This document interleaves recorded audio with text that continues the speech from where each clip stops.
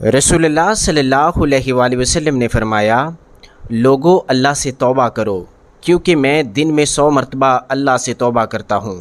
رسول اللہ صلی اللہ علیہ وآلہ وسلم نے فرمایا، جب تم سالن پکاؤ تو اس میں شوربہ بڑھا لو اور اس میں سے ایک ایک چمچہ پڑوسیوں کو بھی بھجوا دو۔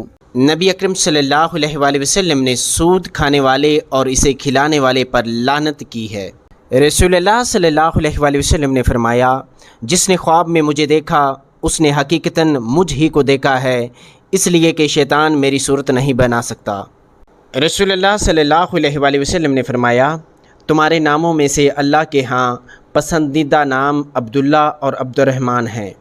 رسول اللہ صلی اللہ علیہ وآلہ وسلم نے فرمایا، ایک تاجر لوگوں کو قرضہ دیا کرتا تھا۔ جب کسی تنگ دست کو دیکھتا تو اپنے نوکروں سے کہہ دیتا کہ اس سے درگزر کر جاؤ، شاید کہ اللہ تعالیٰ بھی ہم سے آخرت میں درگزر فرمائے۔ چنانچہ اللہ تعالیٰ نے اس کے مرنے کے بعد اس کو بخش دیا۔ رسول اللہ صلی اللہ علیہ وآلہ وسلم نے فرمایا، لوگوں پر ایک ایسا زمانہ آئے گا کہ انسان کوئی پرواہ نہیں کرے گا کہ جو اس نے حاصل کیا ہے وہ حلال سے ہے یا حرام سے ہے۔